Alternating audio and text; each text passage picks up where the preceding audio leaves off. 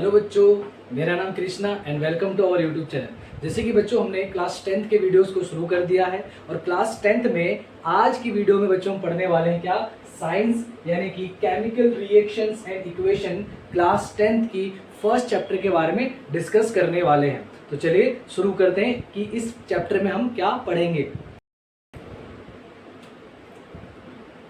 तो जैसे कि बच्चों हम क्लास 10th यानी कि science chemical reactions and equations के बारे में पढ़ने वाले हैं आज। तो सबसे पहले समझते हैं कि केमिकल रिएक्शंस क्या होती हैं और फिजिकल रिएक्शंस या फिजिकल चेंजेस क्या होती हैं, यानी कि केमिकल चेंजेस क्या होती हैं और फिजिकल चेंजेस क्या होती हैं। तो केमिकल चेंजेस जैसे कि बच्चों हम जानते ही हैं कि ऐसी रिएक्शंस जिसमें कोई सब्सटेंस दूसरे सब्सटेंस में कन्वर्ट हो जाता है, लेकिन इसमें उसकी आइडेंटिटी भी कंप्लीटली चेंज हो जाती है। पहले जो उसकी आइडेंटिटी होती थी, बाद में जो उसकी आइडेंटिटी होती है, उसमें कंप्लीटली अंतर पाया जाता है। अगर हम फिजिकल चेंजेस की बात करें तो बच्चों ये ऐसी चेंजेस होती हैं जिसमें कोई भी सब्सटेंस चेंज तो हो जाता है दूसरे फॉर्म में, लेकिन उसकी जो आइडेंटिटी होती है बच्चों वो चेंज नहीं होती है। एग्जाम्पल के तौर पे अगर हम आइस की बात करें यानी कि बर्फ, तो जब बर्फ को पिघलाया जाता है तो वो लिक्विड में कन्वर्ट हो जाता है। तो यहाँ पे भी चेंजेस देखने को मिला, चेंजेस तो हुआ, लेकिन इस चेंज में क्या चीज है कि पहले आइस के फॉर्म में भी वो वाटर यानी कि H2O मॉलिक्यूल्स ही थे, और जब वो लिक्विड बन गया बच्चों तब भी वो वाटर यानी कि H2O मॉलिक्यूल्स के फॉर्म में ही है। यानी कि उसकी जो ओरिजिनल जो उसकी आइडेंटिटी थी उसमें कोई बदलाव नहीं आया है, कोई चेंजेस नहीं आया है। इसीलिए ऐसे चेंजेस को ही हम क्या कहते हैं, फिजिकल चेंजेस कहते हैं। जैसे आपने पढ़ रखा है cutting of would, cutting of vegetables, ठीक है, टेयरिंग ऑफ पेपर्स, यानी कि पेपर को अगर आपने फाड़ दिया तो बस उसके शेप में चेंजेस आ गया, लेकिन उसके ओरिजिनल जो आइडेंटिटी थी उसमें कोई बदलाव नहीं आया है। वही उसके अपोजिट अगर हम केमिकल चेंजेस की बात करें बच्चों, तो केमिकल चेंजेस में क्या होता है कि केमिकल चेंजेस में कोई सब्सटेंस दूसरे सब्सटेंस में कन्वर्ट तो होता है, लेकिन उस कन्वर्जन में वो कंप्लीटली चेंज हो जाता है। यानी कि उसकी जो रियल जो आइडेंटिटी थी उससे अब वो कंप्लीटली अलग होगा। एग्जाम्पल के तौर पे अगर हम समझे, जैसे अगर मिल्क है, अगर आप मिल्क को कुछ दिन तक लेफ्ट कर दें या कुछ समय तक भी अगर समर डेज में रख देते हैं तो क्या होता है कि कुछ समय बाद वो बिल्कुल खराब हो चुका होता है। यानी कि अब उसकी आइडेंटिटी जो थी वो कंप्लीटली चेंज हो चुकी है, और ज़्यादातर जो केमिकल चेंजेस होती हैं वो इरिवर्सिबल होती हैं, यानी कि हम उसको रिवर्स नहीं कर सकते हैं। फॉर एग्जाम्पल अगर हम बात करें फिजिकल चेंजेस की तो वो रिवर्सिबल होते हैं ज़्यादातर। आइस मेल्ट होके अगर वो लिक्विड के फॉर्म में आ गया है तो आप उसको दोबारा अगर फ्रीज करेंगे तो दोबारा आइस के फॉर्म में भी बन सकता है। यानी कि फिजिकल चेंजेस को रिवर्स भी किया जा सकता है, लेकिन केमिकल चेंजेस को आसानी से रिवर्स नहीं किया जा सकता है। जैसे हमने बात किया कि अगर एक बार मिल्क अगर खराब हो जाता है तो उसको आप दोबारा से अगर आप चाहोगे कि उसकी जो ओरिजिनल आइडेंटिटी थी वही आप दोबारा अगर चाहोगे तो आपको नहीं मिलने वाला, यानी कि उसकी आइडेंटिटी कंप्लीटली चेंज हो चुकी है। अगर हम और एग्जांपल ले, जैसे कि अगर आपने देखा होगा आयरन के कुछ आर्टिकल्स को अगर हम बाहर लेफ्ट करते हैं जिससे उसको मॉइस्चर और वाटर यानी कि एयर वगैरह उसको अगर मिल जाता है तो कुछ समय बाद वो कंप्लीटली डैमेज हो जाता है। तो ये भी बच्चों एक केमिकल रिएक्शन यानी कि केमिकल चेंजेस का ही एग्जाम्पल है। तो जहाँ पे भी केमिकल चेंजेस होती है वहाँ पे केमिकल रिएक्शंस होगा। केमिकल रिएक्शंस का मतलब क्या होता है बच्चों कि केमिकल रिएक्शंस में क्या होता है कि जो सब्सटेंसेस होती हैं वो आपस में किसी दूसरे सब्सटेंस के साथ कांटेक्ट में आने के बाद वो आपस में एटम्स का जो होता है वो एक्सचेंज करके अरेंजमेंट कर लेते हैं, यानी कि उनके बीच में अरेंजमेंट बदल जाता है। यानी कि एटम्स दूसरे एटम्स, क्योंकि आपको पता है कि जितने भी सब्सटेंस होंगे वो एटम्स से ही बने होंगे, तो एटम्स एक दूसरे में बदल नहीं जाते हैं। ऐसा नहीं है कि अगर हाइड्रोजन और ऑक्सीजन से वाटर बन रहा है तो हाइड्रोजन और ऑक्सीजन मिलके बदल गए और वाटर में कन्वर्ट हो गए, ऐसा नहीं होता है। बस वो रीअरेंज करते हैं। यानी कि केमिकल रिएक्शंस में एटम्स जो है वो कन्वर्ट नहीं होते बल्कि वो रीअरेंज कर लेते हैं, जिससे कि एक न्यू सब्सटेंस बन जाता है और एक न्यू आइडेंटिटी के साथ वो बन जाता है।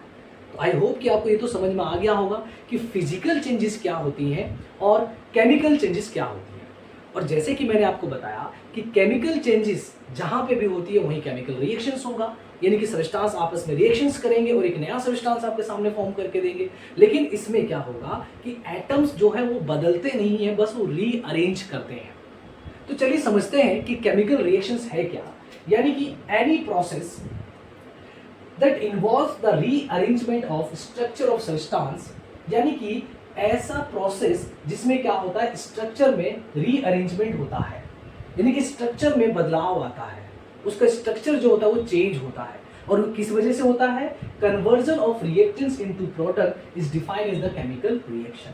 यानी कि देखिए यहाँ पे दो वर्ड आया, एक तो रिएक्टेंट्स और एक आ गया प्रोडक्ट। तो रिएक्टेंट्स का मतलब जिन चीजों से मिलके बनता है उसको हम रिएक्टेंट्स कहते हैं, और जो बन जाता है उसको प्रोडक्ट कहते हैं।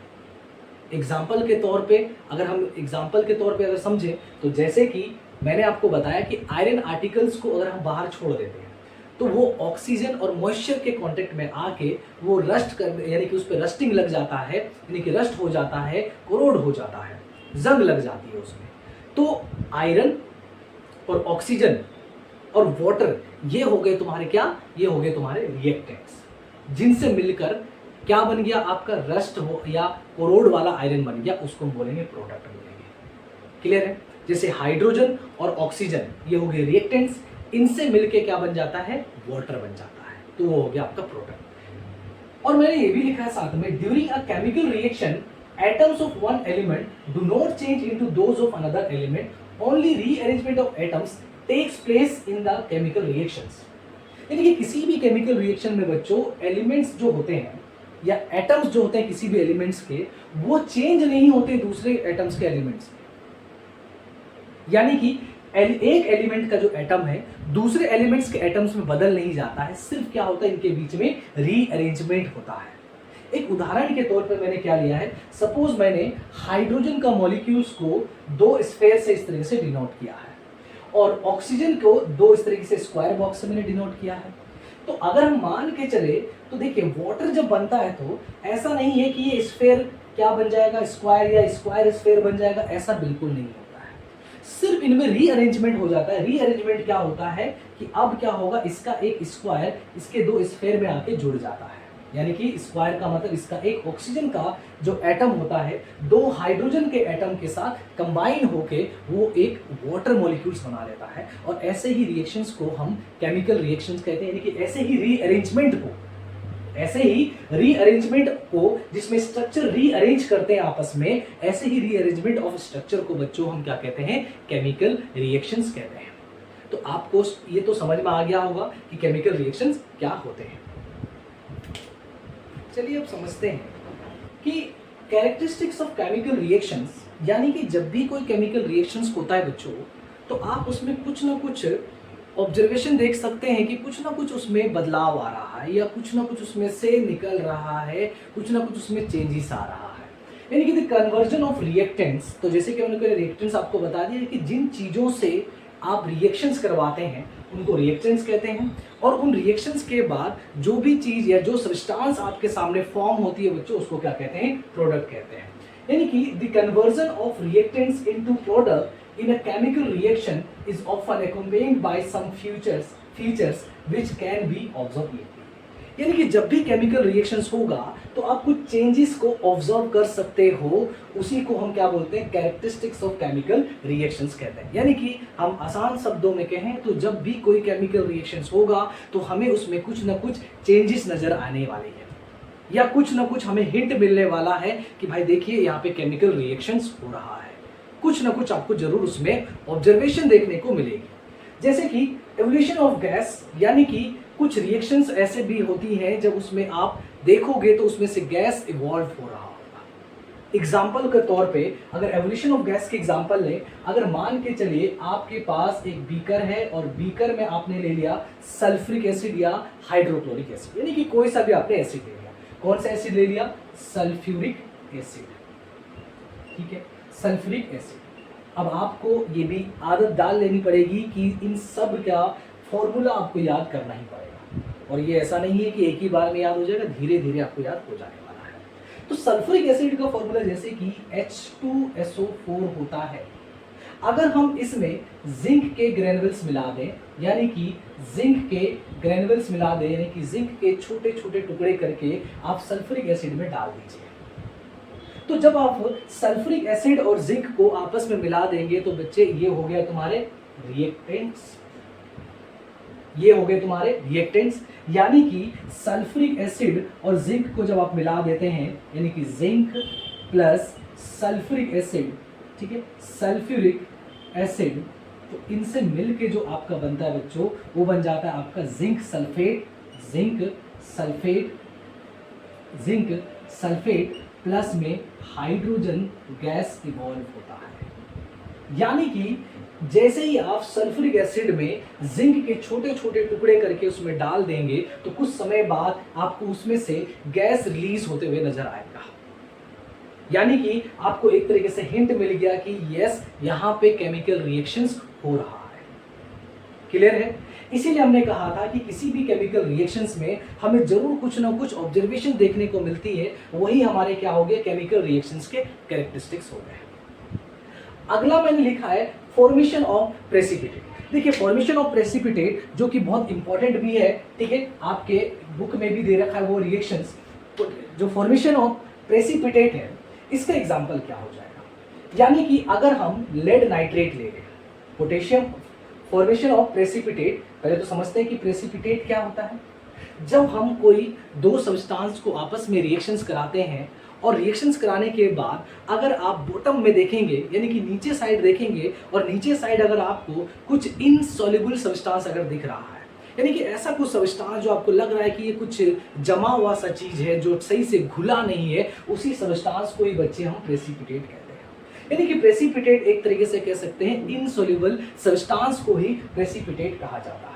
यानी कि जब किसी दो सब्सटेंस को मिलाया जाए और वहां पे प्रेसिपिटेट फॉर्म हो जाए तो हम उससे भी क्या लगा सकते हैं, एक हिंट लगा सकते हैं, एक आइडिया लगा सकते हैं कि यस, वहां पे क्या हो रहा है, एक केमिकल रिएक्शन हो रहा है। एग्जाम्पल से समझते हैं, जैसे कि मैंने आपको बताया कि लेड नाइट्रेट, यानी कि लेड नाइट्रेट को अगर हम रिएक्शन करा दें पोटेशियम आयोडाइड से, लेड नाइट्रेट को हम रिएक्शन करा दें पोटेशियम आयोडाइड से, पोटेशियम आयोडाइड, ठीक है, पोटेशियम आयोडाइड से, यानी कि लेड नाइट्रेट का फॉर्मूला हो गया आपका PbNO3 और यहाँ पे 2 लग जाएगा। पोटेशियम आयोडाइड का फॉर्मूला हो गया आपका Ki, यानी कि लेड नाइट्रेट और पोटेशियम आयोडाइड को जब हम रिएक्शंस कराते हैं, यानी कि आपस में जब हम उनको मिला देंगे तो बच्चे हमारे पास जो प्रोडक्ट फॉर्म होगा, प्रोडक्ट यानी कि जो हमें सब्सटेंस रिएक्शंस होने के बाद मिलती है, वो क्या मिल जाएगा, एक तो लेड आयोडाइड, यानी कि PbI2 मिल जाएगा आपको, प्लस में आपको मिलने वाला है क्या, पोटेशियम नाइट्रेट, प्लस में आपको मिलने वाला क्या है, पोटेशियम नाइट्रेट, जिसका फॉर्मूला हो जाएगा KNO। तो बच्चे इसमें क्या होता है कि जब हम लेड नाइट्रेट और पोटेशियम आयोडाइड, आपको बता दूं ये रिएक्शन बहुत ही इंपॉर्टेंट है, तो इसलिए आप इस रिएक्शंस को तो जरूर याद कर लीजिएगा, कई बार एग्जाम में पूछा गया है। यानी कि लेड नाइट्रेट यानी कि PbNO3 को अगर हम पोटेशियम आयोडाइड यानी कि Ki के साथ मिला दे तो केमिकल रिएक्शन हो जाएगा, और केमिकल रिएक्शन होने के बाद जो सब्सटेंस हमारे सामने फॉर्म होगा वो होगा लेड आयोडाइड यानी कि PbI2 और पोटेशियम नाइट्रेट यानी कि KNO3, जिसमें आपको क्या देखने को मिलेगा, जो ये आपका लेड आयोडाइड है PbI2, यानी कि जब हम बीकर में जिस तरीके से आपने रिएक्शंस कराया, इसमें मिला दिया सब चीज, यानी कि लेड नाइट्रेट में जब पोटेशियम आयोडाइड को मिला दोगे तो नीचे आपको कुछ इस तरीके से इनसॉल्युबल सब्सटेंस मिलेगा, यही आपका क्या है, लेड आयोडाइड है, PbI2 है। तो यानी कि ये एक ऐसा रिएक्शंस है जिसमें, ये एक ऐसा रिएक्शन का एग्जांपल है जिसमें प्रेसिपिटेट फॉर्म होता है, यानी कि इनसॉल्युबल सब्सटेंस फॉर्म होता है।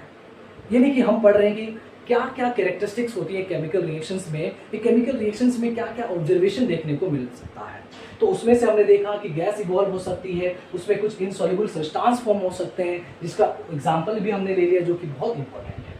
Change in colour, change in colour का एग्जांपल है, सपोज हम चेंज इन कलर की बात करें तो चेंज इन कलर का एग्जांपल है सल्फर डाइऑक्साइड। अगर हम सल्फर डाइऑक्साइड को, ठीक है, सल्फर डाइऑक्साइड यानी कि SO2 अगर हम पास कराएं, मान के चले मैंने बीकर लिया और इस बीकर में मैंने एसिडिफाइड पोटेशियम डाइक्रोमेट ले लिया, ठीक है, क्या ले लिया, acidified potassium potassium potassium dichromate ले लिया। ठीक है, तो बच्चों ये सारे केमिकल्स के नाम हैं, तो ये धीरे धीरे आपको आदत पड़ जाएगी इनकी जब बार बार हम इनको प्रैक्टिस करेंगे। तो सल्फर डाइऑक्साइड जो कि एक गैस है, और एसिडिफाइड पोटेशियम डाइक्रोमेट का जो कलर होता है बच्चों, यहाँ पे हम कलर तो नहीं बना सकते, लेकिन आप थोड़ा सा इमेज कर लीजिए कि इसका जो कलर होता है बच्चों ऑरेंज कलर का होता है, यानी कि एक लिक्विड के फॉर्म में होगा जो कि ऑरेंज कलर का दिखाई देगा। लेकिन जैसे ही आप इसमें सल्फर डाइऑक्साइड का गैस पास कर देते हैं तो फिर से क्या शुरू हो जाएगा, केमिकल रिएक्शन शुरू हो जाएगा। और केमिकल रिएक्शंस का मतलब इसके स्ट्रक्चर्स में रीअरेंजमेंट होना शुरू हो जाएगा, और जब स्ट्रक्चर में रीअरेंजमेंट शुरू हो जाता है तो एक नया प्रोडक्ट हमारे सामने बनने के आ जाता है। तो नया प्रोडक्ट हमारे सामने जब बन के आएगा तो बच्चों इसका जो कलर होगा वो ग्रीन कलर का हो जाएगा। यानी कि ये एक ऐसा केमिकल रिएक्शन है जहां पे आपको कलर चेंज होते हुए नजर आएगा। तो ये भी एक कैरेक्टरिस्टिक्स ऑफ केमिकल रिएक्शंस है, यानी कि कई बार केमिकल रिएक्शंस ऐसे होते हैं जहां पे कलर ही चेंज हो जाता है। उसका एक एग्जांपल हमने देख लिया, यानी कि सल्फर डाइऑक्साइड को अगर हम एसिडिफाइड पोटेशियम डाइक्रोमेट में पास करा देते हैं तो उसका जो ऑरेंज कलर का जो लिक्विड होता है वो कन्वर्ट हो जाता है किसमें बच्चों, ग्रीन कलर में हो जाता है। वैसे ही और भी जो कैरेक्टरिस्टिक्स लिखा है मैंने, चेंज इन टेम्परेचर आपने शायद नहीं देखा होगा, लेकिन जैसे कैल्शियम ऑक्साइड की अगर हम बात करें, यानी कि व्हाइट वॉश के लिए जो हम यूज़ करते हैं, जिसको हम शायद हिंदी में चूने का पत्थर भी कहते हैं, उस कैल्शियम ऑक्साइड को अगर हम वाटर में मिला दें, अगर उस कैल्शियम ऑक्साइड को अगर हम वाटर में मिला दें तो क्या होगा कि कुछ समय बाद उस वाटर का जो टेम्परेचर है वो अपने आप खुद में खुद उसकी जो टेम्परेचर होगी वो बढ़ जाएगी। यानी कि ये भी इंडिकेट कर रहा है कि यस, यहाँ पे केमिकल रिएक्शन हो रहा है। तो कहने का मेरा मतलब यह है कि चेंज इन टेम्परेचर भी एक कैरेक्टरिस्टिक्स है केमिकल रिएक्शन का, उसी तरीके से चेंज इन स्टेट भी कैरेक्टरिस्टिक्स है केमिकल रिएक्शंस का। यानी कि जहां पे भी केमिकल रिएक्शंस होगा तो आपको कुछ ये सारी चीजें देखने को मिल सकती है। हो सकता है कि उसमें प्रेसिपिटेट फॉर्म हो जाए, हो सकता है कि उसमें गैस फॉर्म हो रहा हो, रिलीज हो रहा हो सकता है कि उसके कलर में चेंज आ जाए, हो सकता है कि उसके टेम्परेचर में बदलाव आ जाए। यानी कि इन सब चीजों को देख के आइडिया लगाया जा सकता है कि यस, यहाँ पे केमिकल रिएक्शन हो रहा है। क्लियर है? तो आई होप कि आपको ये समझ में आ गया होगा कैरेक्टरिस्टिक्स ऑफ केमिकल रिएक्शंस क्या होते हैं। तो चलिए आगे बढ़ते हैं, अब देखते हैं कि कुछ और एग्जांपल्स क्या है इसके। तो चलिए अब जरा समझते हैं कि केमिकल इक्वेशंस क्या होती हैं। ठीक है, केमिकल रिएक्शन समझ में आ गया, अब हम समझते हैं कि केमिकल इक्वेशंस क्या होती हैं। देखिए, आपको मैंने बता दिया कि जहां पे भी केमिकल चेंजेस होती है वहां केमिकल रिएक्शंस होता है, और केमिकल रिएक्शंस को अगर हम रिप्रेजेंट करना हो, केमिकल रिएक्शंस को अगर हमें रिप्रेजेंट करना हो बच्चों, तो उसी रिप्रेजेंटेशन का जो मेथड होता है उसी को हम केमिकल इक्वेशंस कहते हैं। यानी कि हमें अगर किसी को लिख के बताना हो कि एग्जैक्टली केमिकल रिएक्शन जो हो रहा है वो कैसे हो रहा है, उसको प्रेजेंट कैसे करें, उसको दिखाएं कैसे, कि किस तरीके से लिख के किसी को, सामने वाले को समझाया जाए कि हाँ यहाँ पे इस तरीके का केमिकल रिएक्शंस हो रहा है। यानी कि the method of representing a chemical reactions, एक ऐसा मेथड जिसमें हम केमिकल रिएक्शंस को रिप्रेजेंट करते हैं with the help of symbols. यानी कि उसको रिप्रेजेंट करते समय हम क्या क्या यूज करते हैं, कुछ सिंबल्स का, कुछ फॉर्मूला का, of the substances involve in it known as a chemical reaction. यानी कि जो भी सब्सटेंस उस केमिकल रिएक्शंस में इन्वॉल्व हो रहे हैं उनको रिप्रेजेंट करना by the help of symbols. ठीक है, by the help of symbols and some formula, उसी को बच्चों हम क्या कहते हैं, केमिकल इक्वेशंस कहते हैं। यानी कि आसान शब्दों में कहा जाए तो केमिकल रिएक्शन को लिखने के तरीका, रिप्रेजेंट करने के तरीके को ही केमिकल इक्वेशन कहा जाता है। एक एग्जांपल से समझते हैं, तब आपको बहुत बेहतर से समझ में आ जाएगा कि केमिकल इक्वेशन एक्चुअल में क्या होता है। सपोज मैंने यहाँ पे एक एग्जांपल लिख रखा है, zinc metal react with dilute sulphuric acid to form zinc sulphate and hydrogen gas. तो ये बात तो आपको समझ में आ गई कि यहाँ पे लिखा गया है कि जो जिंक मेटल है वो डाइल्यूट सल्फ्यूरिक एसिड के साथ रिएक्शन करके जिंक सल्फेट और हाइड्रोजन गैस बना रहा है, यानी कि रिएक्शन हो रहा है। लेकिन क्या मैं इस चीज को और शॉर्टकट में लिख सकता हूं? तो जैसे कि इसको और शॉर्टकट में अगर लिखना चाहे तो हम ऐसे लिख सकते हैं, zinc plus dilute sulphuric acid gives, यानी कि एरो बना दिया तो ये समझ में आ रहा है कि इनसे मिलके ये सब्सटेंस आपका फॉर्म हो रहा है। तो ये zinc sulphate plus hydrogen gas लिख दिया। लेकिन इसको अगर हम इसमें सिंबल्स और फॉर्मूले का यूज करें तो बच्चों ये और भी सिंपल हो जाएगा। यानी कि जिंक का सिंबल होता है Zn plus dilute sulphuric acid का होता है H2SO4 gives to zinc sulphate यानी कि ZnSO4 प्लस H2। तो बच्चों इसी रिप्रेजेंटेशन को ही हम क्या बोलते हैं, केमिकल इक्वेशंस कहते हैं। जब आप केमिकल रिएक्शंस को, जो भी हो रहा होता है केमिकल रिएक्शंस, उसको जब आप इस तरीके से सिंबल्स और फॉर्मूला की मदद से रिप्रेजेंट कर देते हो तो वही क्या हो जाता है, आपका केमिकल इक्वेशंस हो जाता है। क्लियर है बात? देखिए केमिकल इक्वेशंस में हम कई बार अगर और अच्छे तरीके से, बेहतर तरीके से रिप्रेजेंट करना हो तो आप उसमें उसकी स्टेट्स भी लिख सकते हैं। जैसे कि जिंक का स्टेट होता है सॉलिड, तो आप यहाँ पे लिख देंगे S। तो इससे और बेहतर तरीके से हमने क्या कर दिया, और भी बहुत अच्छे तरीके से हमने इस इक्वेशंस को क्या कर दिया, रिप्रेजेंट कर दिया। H2SO4 यानी कि आपका सल्फ्यूरिक एसिड, ये अगर आपका एक्वस सॉल्यूशन में है तो आप इसमें क्या लिख देंगे, एक ही। देखिए एक तो होता है लिक्विड और एक होता है एक्वस सॉल्यूशन। एक्वस सॉल्यूशन का मतलब ऐसा सॉल्यूशन जिसमें वाटर जो होगा वो एज अ सॉल्वेंट होता है, यानी कि वाटर की मात्रा ज्यादा और उसमें कुछ और मिला रहेगा, उसकी मात्रा कम होती है, उसको एक्वस सॉल्यूशन कहा जाता है। तो अब जिंक सल्फेट बन गया, तो ये भी आपका एक्वस सॉल्यूशन में है और हाइड्रोजन किस फॉर्म में है, गैस के फॉर्म में है। यानी कि आप स्टेट्स का यूज करके भी इस इक्वेशंस को और बेहतर तरीके से दिखा सकते हैं। तो बच्चों इसी को हम क्या कहते हैं, केमिकल इक्वेशंस कहते हैं। तो आपको समझ में आ गया होगा कि केमिकल इक्वेशंस क्या होते हैं। और लास्ट आपको ये भी बताना चाहूंगा कि ये जो साइड्स हैं, यानी कि जिन सब्सटेंस का हम यूज करते हैं केमिकल रिएक्शंस में, उन्हीं को हम क्या कहते हैं बच्चों, रिएक्टेंट्स कहते हैं। उन्हीं को हम क्या कहते हैं, रिएक्टेंट्स कहते हैं। यानी कि the substance which evolve in the reactions, जो रिएक्शंस में पार्टिसिपेट्स करती हैं उन सब्सटेंस को हम क्या बोलते हैं, रिएक्टेंट्स कहते हैं। और रिएक्शंस के बाद जो सब्सटेंस फॉर्म होता है, यानी कि जो न्यू सब्सटेंस फॉर्म हो जाता है, उनको हम क्या कहते हैं, प्रोडक्ट्स कहते हैं। उनको हम क्या कहते हैं, प्रोडक्ट्स कहते हैं। बहुत simple, substance which form in the reactions known as the products, and the substance which participates in the chemical reaction is known as the reactants। उसको हम क्या कहते हैं, reactants कहते हैं। ठीक है, आई होप कि आपको समझ में आ गया हो। तो चलिए आगे देखते हैं कि आगे क्या है अब हमारे सामने। चलिए अब समझते हैं कि balance and unbalance chemical equations क्या होती है। जैसे कि हमने देख लिया कि केमिकल इक्वेशंस क्या होती हैं, किसी भी केमिकल रिएक्शंस को रिप्रेजेंट करने का जो मेथड होता है, उसी मेथड को ही हम क्या कहते हैं, केमिकल इक्वेशंस कहते हैं। अब केमिकल इक्वेशन दो प्रकार की होती है, कुछ केमिकल इक्वेशंस बैलेंस होती है और कुछ केमिकल इक्वेशन अनबैलेंस होती है।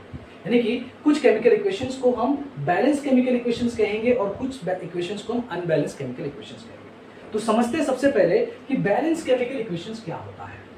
तो देखिए, a balance chemical equation has an equal number of atoms of different element in the reactants and products. यानी कि आपके जो रिएक्टेंट साइड्स और प्रोडक्ट साइड्स में जितने भी एलिमेंट्स होंगे, उनके जो एटम्स हैं, अगर दोनों साइड बराबर है, रिएक्टेंट साइड भी और प्रोडक्ट साइड भी, तो ऐसे इक्वेशंस को ही बच्चों हम क्या कहते हैं, बैलेंस्ड केमिकल इक्वेशंस कहते हैं। एग्जांपल के तौर पे, जैसे कि जिंक रिएक्ट किया किसके साथ, सल्फ्यूरिक एसिड के साथ, यानी कि H2SO4 के साथ, और आपको जो प्रोडक्ट बना के दे रहा है वो जिंक सल्फेट प्लस हाइड्रोजन दे रहा है। तो इसमें देखने वाली बात यह है कि जिंक जब रिएक्शन किया, तो अगर हम रिएक्टेंट साइड की बात करें तो रिएक्टेंट साइड में जो जिंक का जो एटम है वो कितना है, एक है। ठीक है, और कौन कौन से एटम्स है, पहले सबसे पहले लिख लेते हैं। जिंक है, और क्या है, हाइड्रोजन है, और क्या है, सल्फर है, और क्या है, ऑक्सीजन है। यानी कि रिएक्टेंट साइड में यही सारे एलिमेंट्स हैं। और आपको बता दूं, जो रिएक्टेंट साइड में एलिमेंट्स होंगे वही प्रोडक्ट साइड में होंगे। यानी कि जो भी रिएक्टेंट साइड में थे, जिंक, हाइड्रोजन, सल्फर और ऑक्सीजन, वही सारे के सारे रिएक्टेंट्स के जो एलिमेंट्स हैं वो प्रोडक्ट साइड में भी होंगे। यानी कि इधर भी हम लिख सकते हैं कि इधर भी जिंक होगा, हाइड्रोजन होगा, सल्फर होगा और ऑक्सीजन होगा। अब जरा काउंट कर लेते हैं कि रिएक्टेंट साइड में जो एलिमेंट्स हैं उनके एटम्स कितने हैं। तो जिंक का एटम्स की बात करें तो एक एटम है, हाइड्रोजन की बात करें तो हाइड्रोजन यहाँ पे 2 लिखा हुआ है, यानी कि H2, जिसका मतलब हुआ हाइड्रोजन यहाँ पे 2 एटम है, यानी कि हाइड्रोजन के 2 एटम्स है रिएक्टेंट साइड में। सल्फर की बात करें तो सल्फर को एक ही काउंट किया जाएगा, सल्फर 1 है, और ऑक्सीजन आपका कितना हो गया, 4 हो गया। ऑक्सीजन कितने हैं, 4। तो चलिए देखते हैं कि प्रोडक्ट साइड में कितने एलिमेंट्स के एटम्स हैं। जिंक की बात करें तो जिंक यहाँ पे भी कितना है, 1 है। सल्फर यहाँ पे कितना है, 1 है। ठीक है, और सॉरी हाइड्रोजन हाइड्रोजन कितना है, सॉरी 2 है, हाइड्रोजन कितना है 2, हाइड्रोजन कितना है 2, सल्फर 1 है तो सल्फर 1 हो गया और ऑक्सीजन कितना है 4 हो गया। अगर हम गौर से देखें जो रिएक्टेंट साइड और प्रोडक्ट साइड में जितने भी एलिमेंट्स थे बच्चों, तो उन एलिमेंट्स के जो नंबर ऑफ एटम्स है रिएक्टेंट साइड और प्रोडक्ट साइड बराबर है। जिंक इधर भी 1 था, इधर भी 1 है, इधर हाइड्रोजन 2, इधर भी hydrogen 2, sulphur 1, sulphur 1, oxygen 4, oxygen भी 4। तो ऐसे ही केमिकल इक्वेशंस को जिनमें एटम्स जो होते हैं एलिमेंट्स के रिएक्टेंट साइड और प्रोडक्ट साइड दोनों साइड इक्वल होते हैं, ऐसे केमिकल रिएक्शंस को हम क्या कहते हैं, बैलेंस्ड केमिकल इक्वेशंस कहते हैं। ठीक है, तो चलो अब आगे देखते हैं कि अनबैलेंस्ड केमिकल इक्वेशंस क्या होती हैं। तो चलिए समझते हैं कि अनबैलेंस्ड केमिकल इक्वेशंस क्या होती हैं। उसका एग्जांपल मैंने ले रखा है कि जब वाटर बनता है, किससे मिलके बनता है, हाइड्रोजन और ऑक्सीजन से कंबाइन होके आपका वाटर बन गया। तो अब ये बैलेंस्ड है या अनबैलेंस्ड है, उसके लिए कैसे चेक करेंगे, इन रिएक्टेंट साइड। ठीक है, इन रिएक्टेंट साइड, तो रिएक्टेंट साइड और इधर क्या हो गया आपका प्रोडक्ट साइड, इधर क्या हो गया प्रोडक्ट साइड। तो अगर हम बात करें कि रिएक्टेंट साइड्स की अगर हम बात करें तो उसमें कौन कौन से एटम्स हैं या एलिमेंट्स हैं, तो हाइड्रोजन है और ऑक्सीजन है। तो जैसे कि मैंने आपको बताया कि जो रिएक्टेंट साइड में एलिमेंट्स है वही प्रोडक्ट साइड में भी होंगे, तो यहाँ पे भी क्या होगा, हाइड्रोजन और ऑक्सीजन। हाइड्रोजन के एटम्स को काउंट करिए तो यहाँ पे हाइड्रोजन का एटम से 2 और ऑक्सीजन का एटम से 2, ऑक्सीजन भी कितना है 2 है, मगर यहाँ पे हाइड्रोजन का एटम से 2 मगर ऑक्सीजन का एटम कितना है 1 है। तो क्या ये दोनों साइड यानी कि रिएक्टेंट साइड और प्रोडक्ट साइड के जो एटम्स है क्या वो बराबर है, नहीं, यानी कि हाइड्रोजन तो बराबर है लेकिन ऑक्सीजन इधर 2 है और ऑक्सीजन यहाँ पे कितना है 1 है। तो ऐसा केमिकल रिएक्शंस जिसमें नंबर ऑफ एटम्स जो होते हैं एलिमेंट्स के, डिफरेंट एलिमेंट्स के, वो रिएक्टेंट साइड और प्रोडक्ट साइड अगर बराबर नहीं हुए तो ऐसे ही केमिकल रिएक्शंस को हम क्या कहते हैं, अनबैलेंस्ड केमिकल इक्वेशंस कहते हैं। अब जरा इसको समझते हैं कि ये जो अनबैलेंस्ड केमिकल इक्वेशंस है क्या ये रियल में एग्जिस्ट करता है या फिर उसको क्या हमें बैलेंस करने की नीड क्यों पड़ती है। हम अब जो सीखेंगे वो यही सीखेंगे कि अनबैलेंस केमिकल इक्वेशंस को बैलेंस केमिकल इक्वेशंस कैसे बनाया जाता है। तो हम सबसे पहले तो ये समझते हैं कि भाई अनबैलेंस को बैलेंस करना ही क्यों है, यानी कि अगर कोई अनबैलेंस केमिकल इक्वेशन है तो उसको बैलेंस करना ही क्यों है, उसको जरा समझते हैं।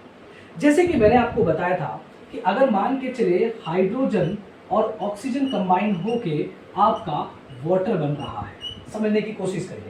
तो हाइड्रोजन को लेट सपोज मैं इस तरीके से स्फेयर के शेप में दिखा देता हूं कि ये एक हाइड्रोजन का मॉलिक्यूल या एटम और ये दूसरा हाइड्रोजन का एटम। ऑक्सीजन को मान के चलते हैं हम स्क्वायर बॉक्स से रिप्रेजेंट करते हैं, तो एक ऑक्सीजन तो 2 ऑक्सीजन है, इसलिए हमने 2 स्क्वायर बॉक्स इस तरीके से बना दिया। और वाटर जब बन रहा है तो वाटर कितना बन गया, तो वाटर बन रहा है 2 हाइड्रोजन यानी कि 2 स्फेयर और उसमें एक स्क्वायर बॉक्स इस तरीके से अरेंज हो गया। तो आपको देख के लग रहा है या देखने से ही पता चल रहा है कि इसमें 2 इस तरीके से स्फेयर थे और इसमें 2 इस तरीके से स्क्वायर थे, लेकिन अब प्रोडक्ट बनने के बाद यहाँ पे 2 स्फेयर और एक ही स्क्वायर आया है। इससे ये बात तो तय हो गई कि दोनों साइड एटम्स बराबर नहीं है और आपको पता है कि एटम्स ही मास को होल्ड करता है। 9th क्लास याद करिए कि हमने एक थ्योरम पढ़ा था, मास can neither be created nor be destroyed in a chemical reaction, यानी कि आपका law of conservation of mass, law of conservation of mass क्या कहता है, तो law of conservation of mass कहता है मास can neither be created nor be destroyed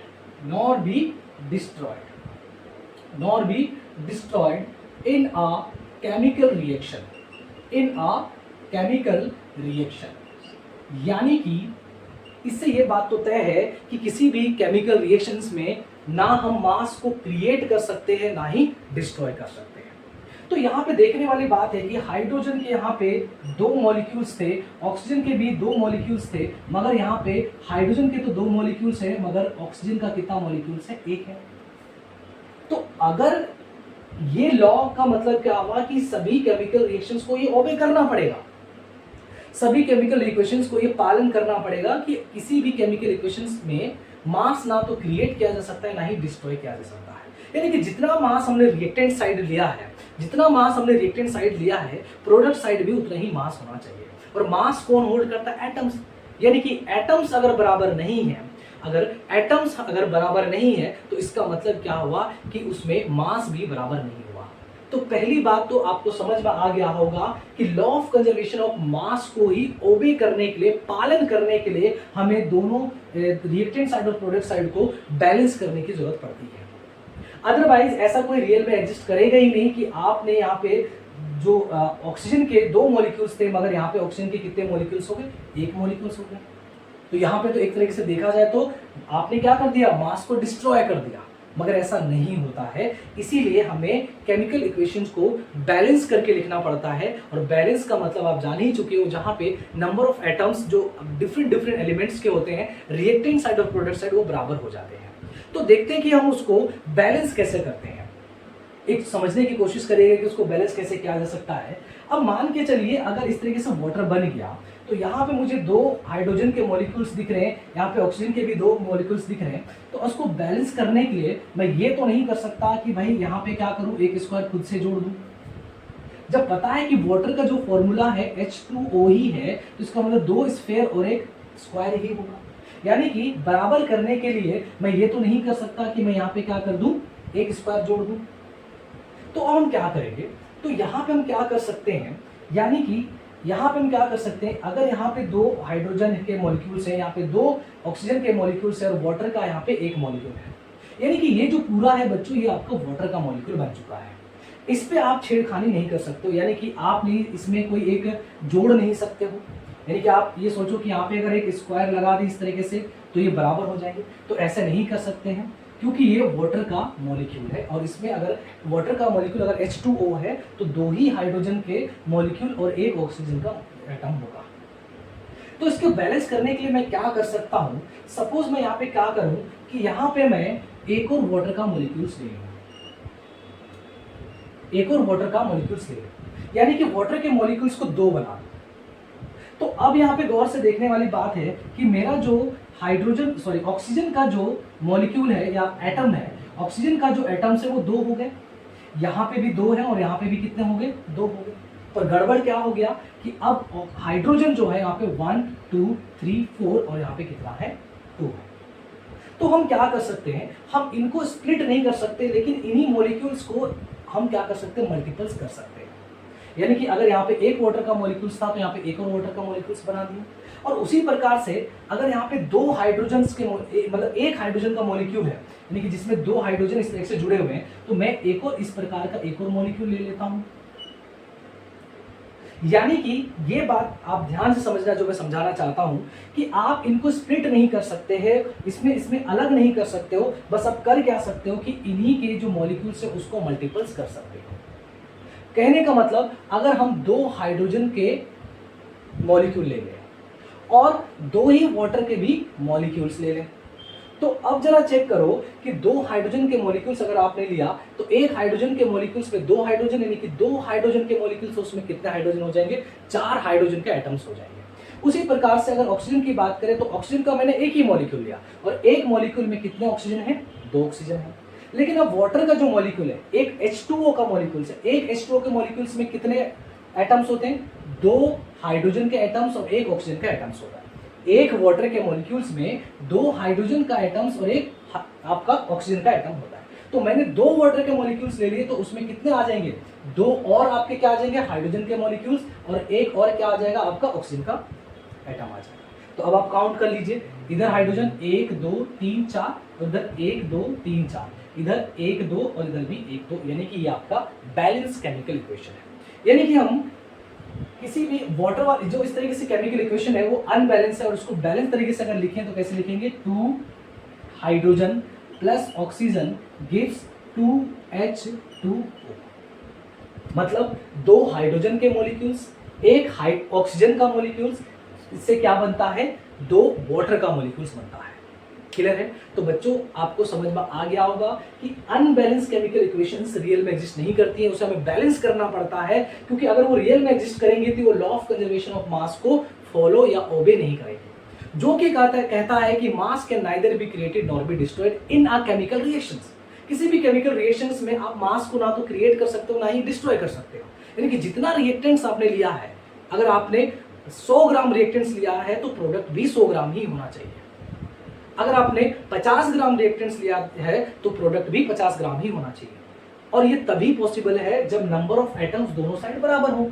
तो जैसे कि इसमें हमने देखा कि नंबर ऑफ एटम्स दोनों साइड बराबर नहीं था, तो उसको बराबर करने के लिए हमने क्या करा कि उन्हीं के मॉलिक्यूल्स को मल्टीपल्स कर दिया। यानी कि अब हमें समझ में आ रहा है कि अगर हमें वाटर बनाना है तो हम क्या करेंगे, 2 हाइड्रोजन के मॉलिक्यूल्स को यूज करेंगे और 1 ऑक्सीजन के मॉलिक्यूल्स को यूज करेंगे। 2 हाइड्रोजन का मॉलिक्यूल्स का मतलब 1 हाइड्रोजन के मॉलिक्यूल्स में कितने हाइड्रोजन, 2 हाइड्रोजन। तो 2 हाइड्रोजन के मॉलिक्यूल्स में 4 हाइड्रोजन हो गए।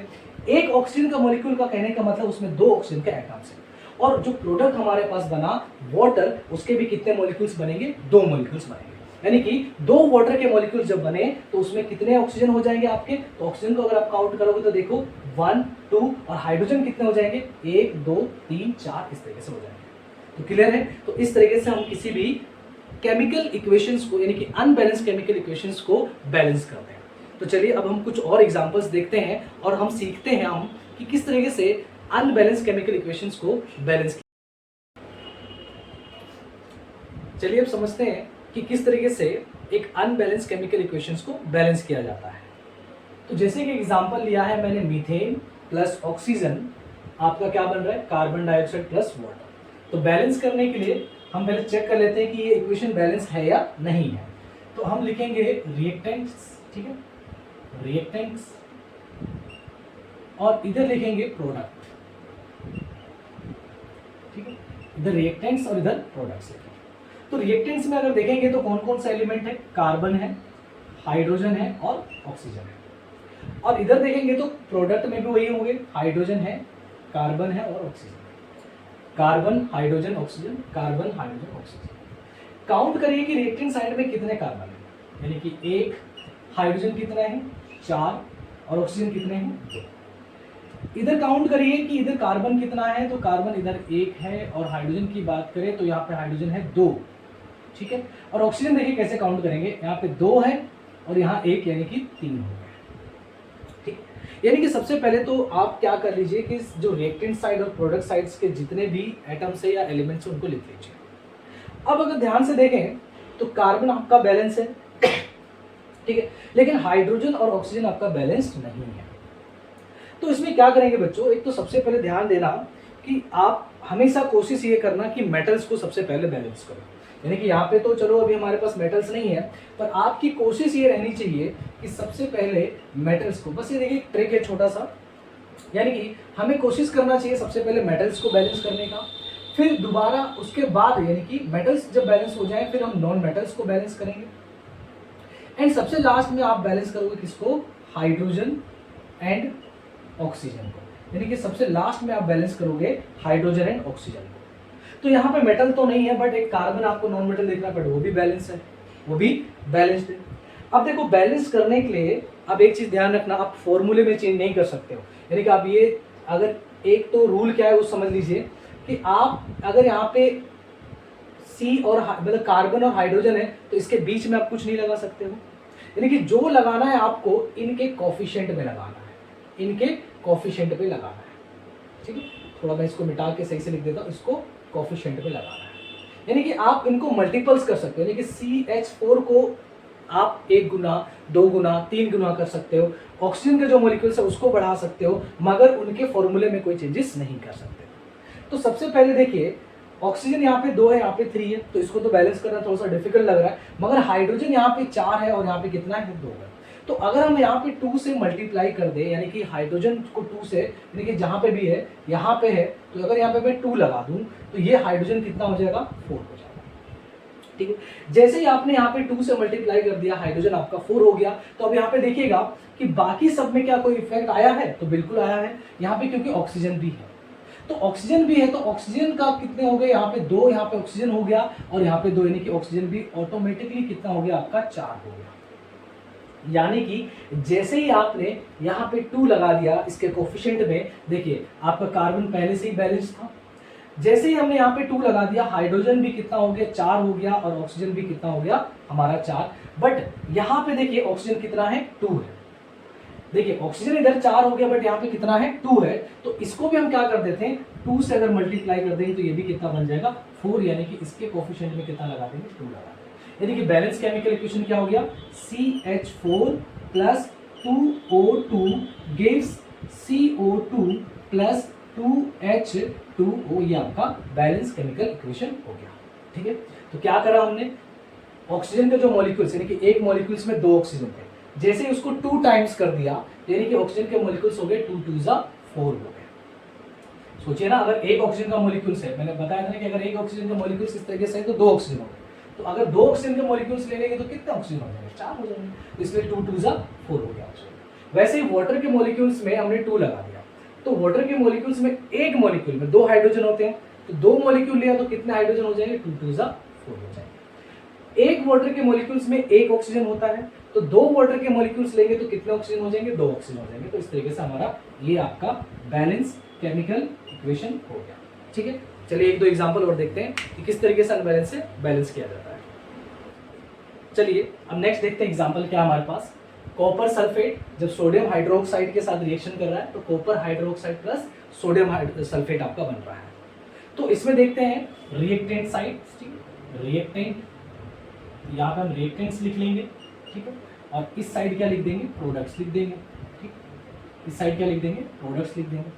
तो रिएक्टेंट साइड्स में हम बात करें तो कौन कौन सा एलिमेंट है, कॉपर है, सल्फर है, ऑक्सीजन है, सोडियम है और हाइड्रोजन। देखिए आपको एलिमेंट्स के सिंबल्स पता रहना चाहिए, जैसे Cu होता है कॉपर का, S होता है सल्फर का, O होता है ऑक्सीजन का और Na होता है सोडियम का। जो रिएक्टेंट साइड में एलिमेंट्स है वही आपके प्रोडक्ट साइड में होंगे, यानी कि कॉपर, सल्फर, ऑक्सीजन, सोडियम और हाइड्रोजन। अब काउंट करिए, रिएक्टेंट साइड में अगर हम कॉपर की बात करें तो बच्चों कॉपर कितना है, अब ध्यान से देखिए कॉपर भी एक ही है। ठीक है, सल्फर कितना है, 1 है। अब ऑक्सीजन को ध्यान से काउंट करिए, ऑक्सीजन यहाँ पे तो 4 है और यहाँ पे कितना है, 1 है, यानी कि टोटल ऑक्सीजन हो गया हमारे पास 5 हो गया, 4 + 1 5। सोडियम की बात करें तो सोडियम का एक ही मॉलिक्यूल, एक ही एटम है, यानी कि 1, और हाइड्रोजन कितना है, 1 है। ठीक है, चलिए प्रोडक्ट साइड में देखते हैं। प्रोडक्ट साइड में कॉपर कितना है, 1। देखिए यहाँ पे ब्रैकेट लगा है, तो ब्रैकेट लगाने का मतलब ऑक्सीजन भी 2 है और हाइड्रोजन भी 2 है। ठीक है, तो पहले सल्फर देखते हैं, सल्फर कितना है, सल्फर तो 1 ही है आपका। ऑक्सीजन देखिए, यहाँ पे ऑक्सीजन हो गया 2, ठीक है, और यहाँ पे ऑक्सीजन हो गया 4, यानी कि टोटल हो गया 2 + 4 6। सोडियम की बात करें तो यहाँ पे सोडियम कितना है, 2 है, तो सोडियम को काउंट करेंगे 2, और हाइड्रोजन की बात करें तो हाइड्रोजन यहाँ पे कितना है, 2 है। तो इस तरीके से हमने जितने भी रिएक्टेंट साइड और प्रोडक्ट साइड्स के एलिमेंट्स थे उनके एटम्स को लिख दिया काउंट करके। तो आप देख सकते हैं कॉपर तो आपका बैलेंस्ड है, सल्फर आपका बैलेंस्ड है, ऑक्सीजन आपका बैलेंस नहीं है, सोडियम आपका बैलेंस नहीं है और हाइड्रोजन भी आपका बैलेंस नहीं है।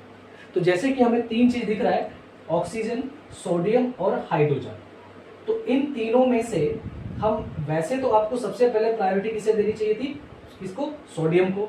ठीक है, मैंने क्या बताया, सबसे पहले आप मेटल्स को बैलेंस करने की कोशिश करोगे, यानी कि सबसे लास्ट में आप हाइड्रोजन और ऑक्सीजन को बैलेंस करने की कोशिश किया करोगे। तो सोडियम यहाँ पे 1 और यहाँ पे 2 है, तो सोडियम को 2 बनाने के लिए आप यहाँ पे क्या करेंगे, 2 से मल्टीप्लाई करेंगे। 2 यानी कि कहाँ पे, यहाँ पे कोएफिशिएंट में उसके। तो जब भी आप किसी भी सब्सटेंस के आगे या किसी भी कंपाउंड्स के आगे कोई कोएफिशिएंट यूज करते हैं तो सोडियम तो बैलेंस हो गया, लेकिन बाकी सबको भी आपको दोबारा से रीचेक करना होता है, उसके साथ जो और भी एटम्स हैं। तो ऑक्सीजन अब कितने हो गए, देखिए ऑक्सीजन अब कितने हो गए, तो ऑक्सीजन अब काउंट होगा 2 तो यहीं पे हो गए, ये जो 2 है वो सभी के लिए होता है, सोडियम के लिए भी होता है, ऑक्सीजन के लिए भी होता है, हाइड्रोजन के लिए भी होता है। ठीक है, तो ऑक्सीजन कितना हो गया, 2 और यहाँ पे 4, यानी कि ऑक्सीजन जहाँ पे 5 था अब कितना हो गया, 6 हो गया। ठीक है, जैसे हमने यहाँ पे 2 लगाया तो ऑक्सीजन भी कितना हो गया, 6। अब देखते हैं कि हाइड्रोजन में कोई बदलाव आया, तो बिल्कुल आया। हाइड्रोजन जहां पहले 1 था अब हाइड्रोजन भी कितना हो गया, 2 हो गया। ठीक है, अब इधर देखते हैं, तो इधर देखिए अब आपका ऑक्सीजन भी बैलेंस हो चुका है, सोडियम भी बैलेंस हो चुका है। सिर्फ रह क्या गया है आपका हाइड्रोजन। हाइड्रोजन इस साइड, सॉरी हाइड्रोजन भी आपका बैलेंस हो गया, हाइड्रोजन भी आपका बैलेंस हो गया। इधर हाइड्रोजन 2 है और इधर भी हाइड्रोजन 2 है, यानी कि एकमात्र यहाँ पे 2 लगाने से आपका पूरा केमिकल इक्वेशन क्या हो गया है, बैलेंस हो गया। आप चेक कर सकते हैं रिएक्टेंट साइड और प्रोडक्ट साइड्स के जो एलिमेंट्स हैं उनके जो एटम्स है दोनों साइड बराबर है, तो ये आपका बैलेंस हो गया। ठीक है, चलिए देखते हैं नेक्स्ट एग्जांपल। चलिए देखते हैं नेक्स्ट एग्जांपल क्या है। हाइड्रोजन प्लस नाइट्रोजन आपका क्या बना रहे हैं, एमोनिया यानी कि NH। तो यहाँ पे भी जल्दी से देख लेते हैं रिएक्टेंट साइड्स, ठीक है, रिएक्टेंट साइड्स और प्रोडक्ट साइड्स और प्रोडक्ट साइड्स और प्रोडक्ट साइड्स। तो रिएक्टेंट साइड्स में अगर हम देखें तो हाइड्रोजन कितने हैं, 2 है, और नाइट्रोजन कितना है, 2। तो आपको समझ में आ गया होगा हाइड्रोजन 2 और नाइट्रोजन 2 है। प्रोडक्ट साइड की बात करें तो नाइट्रोजन देखिए 1 है, मगर हाइड्रोजन कितना है आपका, 3 है। ठीक है, हाइड्रोजन कितना है, 3 है।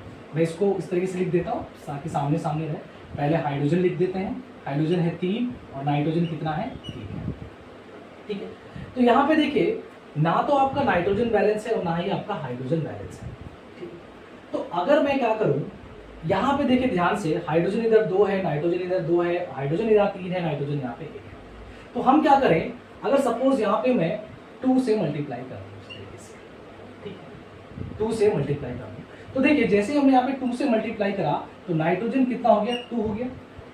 नाइट्रोजन कितना हो गया, 2। और बताइए चलिए हाइड्रोजन कितना हो जाएगा, 3 2 जा 6। देखिए यहाँ पे हाइड्रोजन ऑलरेडी 3 है और 2 वहाँ पे लग गया, यानी कि वो जो हाइड्रोजन के 3 मॉलिक्यूल्स थे वो डबल हो जाएंगे, यानी कि कितने हो जाएंगे, 6 हो जाएंगे। 3 2 जा 6, यानी कि हाइड्रोजन कितना हो गया, 6 हो गया। क्लियर है। अब देखिए इधर नाइट्रोजन तो आपका बैलेंस हो गया, यानी कि उधर भी 2 हो गया और उधर भी 2 हो गया, बट हाइड्रोजन यहाँ पे कितना है, हाइड्रोजन यहाँ पे 6 है, मगर यहाँ पे कितना है, 2 है। तो हाइड्रोजन को बैलेंस करने के लिए 2 को 6 बनाने के लिए क्या करेंगे, 2 × 3 यानी कि 6, यानी कि यहाँ पे क्या मल्टीप्लाई कर देंगे, 3। यानी कि हमारा बैलेंस केमिकल इक्वेशन क्या हो जाएगा, 3 हाइड्रोजन का molecules plus N2 gives 2NH3, यानी कि 2 अमोनिया के मॉलिक्यूल्स। आप काउंट कर लीजिए, रिएक्टेंट साइड्स और प्रोडक्ट साइड्स जो नंबर ऑफ एटम्स है डिफरेंट डिफरेंट एलिमेंट्स के क्या हो गए, बराबर हो गए। तो ये चलिए इस एग्जांपल में क्या देखते हैं, barium chloride plus aluminium sulphate gives barium sulphate plus aluminium chloride. तो इसको बैलेंस करते हैं। तो सबसे पहले हम लिखेंगे रिएक्टेंट्स, रिएक्टेंट्स, ठीक है, देन प्रोडक्ट्स, प्रोडक्ट्स। तो रिएक्टेंट साइड्स में जो भी आपके एलिमेंट्स हैं उनको लिख लीजिए, बेरियम है, देन क्लोरीन है, देन एल्यूमिनियम है, देन सल्फर है और ऑक्सीजन है।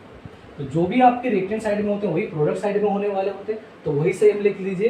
तो प्रोडक्ट साइड में भी बेरियम होगा, क्लोरीन होगा, एल्यूमिनियम होगा, सल्फर होगा और ऑक्सीजन होगा। अब काउंट कर लेते हैं बेरियम। तो बेरियम देखिए सिर्फ यहीं पे है, तो बेरियम कितना है, 1, क्लोरीन कितना है, 2, एल्यूमिनियम कितना है, देखिए एल्यूमिनियम हो गया 2, सल्फर। अब ध्यान से देखिए ब्रैकेट लगा है, तो ब्रैकेट का मतलब यहाँ पे 3 लगा है, तो ये 3 इसका भी है और इसका भी है, तो सल्फर हो गया आपका 3। ऑक्सीजन कितने हो जाएंगे, देखिए एक ऑक्सीजन के जो मॉलिक्यूल लिखा है उसमें 4 है और यहाँ पे 3 का मतलब है कि ये 3 मॉलिक्यूल हो गए, यानी कि 4 3 जा 12, यानी कि 12 ऑक्सीजन के क्या हो जाएंगे, एटम्स हो जाएंगे, 4 3 जा 12। इस साइड प्रोडक्ट साइड देख लीजिए, बेरियम कितना है, 1, क्लोरीन कितना है, 3, ठीक है, एल्यूमिनियम कितना है, एल्यूमिनियम 1 है, ठीक है, सल्फर कितना है, 1 है और ऑक्सीजन कितना है, 4 है। ठीक है, तो हम देख लेते हैं बेरियम बैलेंस है हमारा, उसके अलावा हमारा कुछ भी बैलेंस नहीं है। तो क्लोरीन, एल्यूमिनियम, सल्फर और ऑक्सीजन, ध्यान दीजिए क्लोरीन, एल्यूमिनियम, सल्फर, ऑक्सीजन। तो ऑक्सीजन को तो सबसे लास्ट में हमें करना होता है, बचा सल्फर, क्लोरीन और एल्यूमिनियम में। तो सबसे पहले ध्यान किस में जाना चाहिए, मेटल में, यानी कि हम इसको बैलेंस करने की कोशिश करते हैं। तो यहाँ पे एल्यूमिनियम 2 है, मगर यहाँ पे एल्यूमिनियम कितना है, 1 है। तो यहाँ पे हमें 2 बनाने के लिए सिंपल सी बात है, इसको 2 से मल्टीप्लाई करना पड़ेगा, तो ये 2 बन जाएगा। और 2 का आने का मतलब यहाँ पे कहाँ पे लगाओगे, कोएफिशिएंट में। तो यहाँ पे देखो एल्यूमिनियम तो बैलेंस हो गया, लेकिन क्लोरीन चेंज हो गया है, क्योंकि एल्यूमिनियम के साथ क्लोरीन भी है। तो क्लोरीन कितना हो जाएगा, 3 2 जा 6। जहां क्लोरीन पहले 3 था, अब वो कितना हो चुका है, 6 हो गया है, 3 2 जा 6 हो गया है। ठीक है, तो यानी कि अब हमारा बैलेंस क्या हो गया, एल्यूमिनियम बैलेंस हो गया। अब हम देखते हैं क्लोरीन यहाँ पे 2 है और यहाँ पे क्लोरीन कितना है, 6 है। तो यहाँ पे अगर आप चाहते हो कि क्लोरीन 6 हो जाए, तो 2 को किससे मल्टीप्लाई कर दोगे, 3 से, यानी कि ये कितना बन जाएगा, 6 बन जाएगा। यानी कि जैसे यहाँ पे हम 3 लगा देंगे तो क्लोरीन हमारा 6 हो गया, लेकिन बेरियम भी चेंज हो गया, बेरियम कितना हो गया, 3 हो गया। जहां बेरियम पहले 1 था, अब कितना हो गया, 3 हो गया। तो हमारा क्या क्या बैलेंस हो गया, अब हमारा क्लोरीन भी बैलेंस हो चुका है। रही बात सल्फर, ऑक्सीजन और बेरियम, तो सल्फर यहाँ पे 3 है और यहाँ पे सल्फर कितना है, 1 है। बेरियम यहाँ पे 3 है और यहाँ पे बेरियम कितना है, 1 है। तो यहीं से आइडिया लग रहा है कि जैसे ही हम यहाँ पे 3 से मल्टीप्लाई कर देंगे, क्योंकि बेरियम को अगर बैलेंस करना चाहते हो तो 3 से मल्टीप्लाई कर दोगे, तो बेरियम 3 हो गया, बट उसके साथ साथ सल्फर भी कितना हो गया, 3 हो गया। और ऑक्सीजन देखिए, अब आप काउंट कर लीजिए, देखिए ऑक्सीजन के यहाँ पे 4 है और यहाँ पे 3 लगा हुआ है उसके कोफिशिएंट में, तो 4 3 ज़ा 12, तो ऑक्सीजन कितना हो गया, 12 हो गया। तो देखिए बेरियम यहाँ पे 3 है रिएक्टेंट साइड में, प्रोडक्ट साइड में बेरियम 3 है, क्लोरीन यहाँ पे 6 है, इधर भी 6, यहाँ पे 2, ठीक है, एल्यूमिनियम और इधर भी 2, सल्फर यहाँ पे 3 और यहाँ पे भी 3, ऑक्सीजन यहाँ पे 12 और यहाँ पे भी ऑक्सीजन 12, यानी कि 3 barium chloride plus aluminium sulphate gives 3 barium sulphate plus 2 aluminium chloride is a balance chemical equation. ठीक है, चलिए एक और एग्जांपल देख लेते हैं।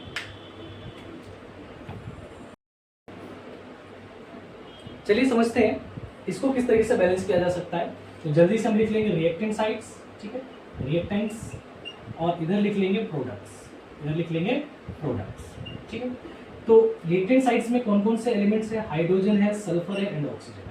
इधर भी वही होगा, हाइड्रोजन होगा, सल्फर होगा, ऑक्सीजन, ठीक है, अलग तो होगा नहीं। हाइड्रोजन को काउंट करिए रिएक्टेंट साइड में तो 2 है, सल्फर को काउंट करिए तो 1 है और ऑक्सीजन को काउंट करिए तो 2 है।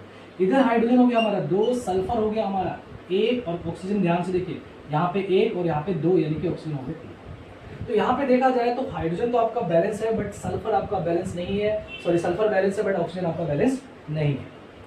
तो यहाँ पे देखिए अगर आप ऑक्सीजन को देखोगे यहाँ पे तो 2 है और यहाँ पे कितना है, 3 है। तो ऐसे केस में देखिए यहाँ पे ऑक्सीजन 2 जगह अलग अलग बचे। कई बच्चों को लगता है कि यार यहाँ पे देखो इंपॉर्टेंट चीज बताने जा रहा हूँ। कई बच्चों को लगता है यहाँ पे ऑक्सीजन 2 है, यहाँ पे 3 है, तो इसको 3 से मल्टीप्लाई कर दीजिए और इसको 2 से मल्टीप्लाई कर दीजिए। सोचते हैं कि इसको 3 से मल्टीप्लाई कर दो, इसको 2 से मल्टीप्लाई कर दो, तो इधर भी 6 हो जाएगा और इधर भी 6 हो जाएगा, मगर ये ऐसा पॉसिबल नहीं है। रीजन क्या है, देखिए यहाँ पे क्योंकि ऑक्सीजन एक जगह है, तो यहाँ पे अगर ऑक्सीजन एक जगह है तो आप यहाँ पे 3 से मल्टीप्लाई करोगे तो 6 बन जाएगा। लेकिन यहाँ पे ऑक्सीजन क्या है, 2 जगह है, एक ऑक्सीजन यहाँ पे है और 2 ऑक्सीजन यहाँ पे है। तो अगर आप उसको 2 से मल्टीप्लाई कर भी रहे हो तो कहाँ करोगे, यहाँ करोगे या यहाँ करोगे। तो यहाँ करोगे 2 से तब भी बदल जाएगा, यहाँ करोगे तब भी उतना 6 नहीं बन पाएगा। तो ऐसे केस में जहां पे आपको लग रहा है कि ऑक्सीजन को डायरेक्टली बैलेंस नहीं, आपको लग रहा है कि हाइड्रोजन बैलेंस है और सल्फर बैलेंस है, तो आप डायरेक्टली ऑक्सीजन को बैलेंस करने लग जाते हो। तो यहाँ पे देखो ऑक्सीजन बैलेंस हो ही नहीं पा रहा है, ऑक्सीजन यहाँ पे एक जगह है बट यहाँ पे 2 जगह है। तो ऐसी सिचुएशन में आपको क्या करना होता है कि आप ऑक्सीजन को छोड़कर बाकी को बैलेंस मतलब थोड़ा सा चेंज करने की कोशिश करिए। बाकी को चेंज करने का मतलब सपोज मैं यहाँ पे क्या कर दूं कि यहाँ पे मैं 2 लगा, ठीक है, तो हाइड्रोजन मेरा हो जाएगा 4, ठीक है, और सल्फर भी हो जाएगा मेरा 2। तो अब देखिए हाइड्रोजन मेरा 4 हो गया, जैसे मैंने यहाँ पे 2 लगाया, और सल्फर मेरा कितना हो गया 2। अब यहाँ पे हाइड्रोजन को 4 बनाने के लिए यहाँ पे क्या करेंगे, 2 लगा देंगे, यानी कि 2 लगा दिया तो हाइड्रोजन कितना बन गया 4। और आपका सल्फर जो कि यहाँ पे कितना है 2 है, तो यहाँ पे भी अगर आप चाहते हो कि सल्फर कितना हो जाए 2 हो जाए, तो उसके लिए यहाँ पे क्या करोगे 2 लगा दोगे, तो सल्फर यहाँ पे कितना हो जाएगा 2 हो जाएगा। तो एक बार काउंट कर लेते हैं, हाइड्रोजन यहाँ पे हमारा 4 हो गया, ठीक है, सल्फर हमारा यहाँ पे कितना हो गया 2 हो गया, यहाँ पे जो हमारा ऑक्सीजन है वो 2 ही है, यहाँ पे जो वाटर मॉलिक्यूल्स देखेंगे तो हाइड्रोजन हो गया 2 2 ज़ा 4, सल्फर हमारा हो गया 2, बट ऑक्सीजन कितना हो गया, देखिए ऑक्सीजन हो गया यहाँ पे 2, ठीक है, और यहाँ पे हो गया 2 2 ज़ा 4, ठीक है, यहाँ पे 2 और 2 2 ज़ा 4, यानी कि ऑक्सीजन कितना हो गया 6 हो गया। देखिए ऐसे काउंट करिए ना, 2 और यहाँ से 2 2 ज़ा 4 यानी कि 6। तो अब यहाँ पे 6 बनाने के लिए हम क्या करेंगे, यहाँ पे 3 लगा देंगे, यानी कि जैसे आप यहाँ पे 2 को 3 से मल्टीप्लाई कर देंगे तो 6 हो जाएगा, यानी कि बैलेंस केमिकल इक्वेशन क्या हो जाएगा, 2 hydrogen sulphide plus 3 oxygen gives 2 water molecules plus 2 sulphur ions. तो ये आपका बैलेंस केमिकल इक्वेशन होगी। तो इस तरीके से आप किसी भी अनबैलेंस केमिकल इक्वेशंस को बैलेंस कर सकते हैं, और थोड़ा प्रैक्टिस करना पड़ेगा, कुछ क्वेश्चंस करने पड़ेंगे बैलेंस करने के, तब जाके आप इस पे कमांड बना पाएंगे। तो बैलेंस तक का तो मैंने आपको करा दिया, आई होप कि यहाँ तक आपको सब समझ में आ गया। अब हमारी जो नेक्स्ट वीडियोस होगी बच्चों वो रहेगी टाइप्स ऑफ केमिकल रिएक्शंस के ऊपर, ठीक है। तो इतना आप अच्छे से पढ़ लीजिएगा, फिर नेक्स्ट वीडियोस में हम आपके लिए क्या लेके आएंगे, types of chemical reactions. Thank you.